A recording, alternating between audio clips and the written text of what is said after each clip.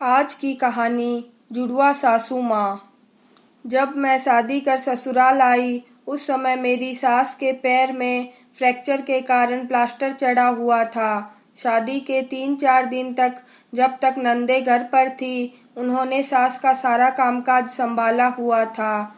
उनके जाने के बाद अपने पति की सहायता से मैं उनके रोजमर्रा का काम करने में मदद कर देती थी। पतिदेव की छुट्टियां भी खत्म हो गई और वह भी ऑफिस जाने लगे। अब मैं और मेरे ससुर जी ही घर पर थे। गांव का माहौल था इसलिए वह भी नई नई बहू के सामने घर पर ना रहकर बाहर ही रहते थे। अब पूरी तरह से सास की जिम्मेदारी मुझ पर आ गई। उन्हें बिस्तर से उठाकर बैसाखी की सहायता से किसी तरह से बाथरूम तक लाना ले जाना, हर दूसरे दिन नहलाना मेरे लिए बहुत ही मुश्किल हो रहा था। नई होने के कारण कुछ कह भी नहीं सकती। पूरा दिन घर के काम और उनकी सेवा में निकल जाता। बहुत थक जाती थी मैं। उसी थकावट में कई बार सुबह आंख देर खुलती या दोपहर में लेटती तो आंख लग जाती और चाय के लिए लेट हो जाती। एक दिन मेरी सास बोली, देख रही हूँ बहू कि तुम्हें मेरा काम करते हुए बहुत गुस्सा आ रहा है। अगर तुमसे नहीं होता तो रहने दो। उनकी बात सुन मैं घबरा गई और बोली, नहीं नहीं माँ जी, ऐसी कोई बात नहीं। वह बस उठने में थोड़ी देर हो जाती है। कल से मैं जल्दी उठा करूँगी। रहने दे बहू, ज़्यादा सफाई मत दे। तेरे चेहरे से सब पता चल जाता है कि तेरे मन में क्या चल रहा है। तू आराम से सो, मैं अपनी चाय खुद बना लिया करूँगी। सासू जी का यह रूप देख अगले दिन मैं सुबह ही जल्दी उठ गई और सारे घर का काम व उनके भी रोजमर्रा के काम सही समय से करवा दिए। लेकिन जल्दी उठने की वजह से रात की मेरी नींद पूरी नहीं हो पाई और दिन में थोड़ा आराम करने के लिए लेटी तो आंख ऐसी लगी कि मैं सोती ही रही। उठ घड़ी पर नजर पड़ी तो शाम के 5 बजे हुए थे। मैं उठ फटाफट रसोई में चाय बनाने के लिए भागी तो देखा वहां सासू माँ खड़ी चाय बना रही थी। मैं उन्हें रसोई में यूं खड़ा देख और घबरा गई और बोली, अरे माँ जी, आप तो चाय बना रही हो और आपके पैर में तो प्लास्टर चढ़ा हुआ था, वह कहाँ गया? हटो, मैं चाय बनाती हूँ। रहने दे तू, देख ली मैंने तेरी सेवा। तू सो आराम से। काट दिया मैंने प्लास्टर, कर लूंगी मैं अपने सब काम। नहीं नहीं, आप हटो सासू माँ। मैंने कह दिया ना, तुम जाओ यहाँ से। उनकी नाराजगी देख मैं घबरा गई। फिर सोचा ससुर जी को कहूँ, शायद वही उन्हें समझा दे। यह सोच मैं उनके कमरे में गई तो देखकर हैरान रह गई कि सासू माँ तो पलंग पर ही बैठी थी।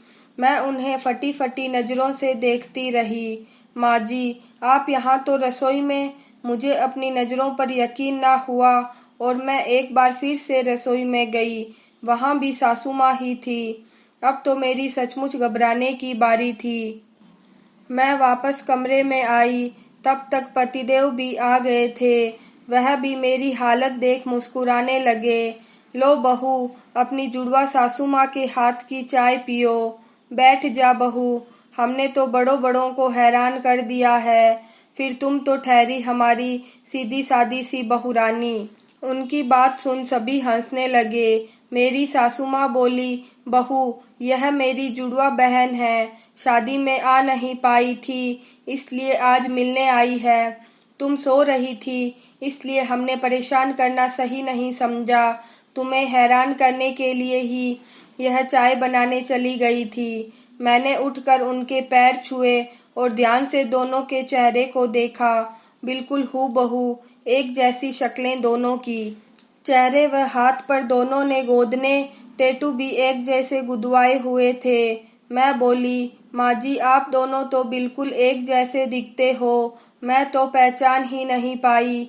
तू क्या बहू, हमें तो कोई भी नहीं पहचान पाता था माँ पिताजी के सिवा। जब हम दोनों बहनें एक साथ मायके में जाती तो हमारे बच्चे ही हमें पहचानने में धोखा खा जाते थे। माँ फिल्मों की तरह क्या आप दोनों को भी एक साथ बुखार होता था या एक को मारते तो दूसरे को दर्द होता? अरे नहीं बहू, यह सब फिल्मों में ही होता है। हाँ, बीमार जरूर हम एक दो दिन आगे पीछे होते, 10-12 साल के होते होते तो वह सिलसिला भी नहीं रहा। और देख ना, मेरी टांग टूटी, तेरी मौसी तो सही सलामत है। कैसा वह जोर जोर से हंसने लगी। बहू, अब तुम 2-4 दिन अपनी जुड़वा सासू माँ की सेवा करना, देखते हैं तुम हम दोनों में कितना अंतर कर पाती हो। और हाँ बहू, अपनी सास की अच्छे से सेवा करना। भाई सुना है, भगवान सब जुड़वा को भेजता एक साथ है तो बुलाता भी एक साथ ही है। अभी हमारा ऊपर जाने का इतनी जल्दी कोई विचार नहीं है। हमें अपनी बहुओं से सेवा पानी करवाना है। ठीक कह रही हूँ ना जीजी? हाँ हाँ, और क्या, मेरी सास मुस्कुराते हुए बोली। दोस्तों, आप सभी की जानकारी के लिए बता दूं कि मेरी सास की मृत्यु के बाद मौसी सास लगभग 5 वर्ष तक जीवित रही थी।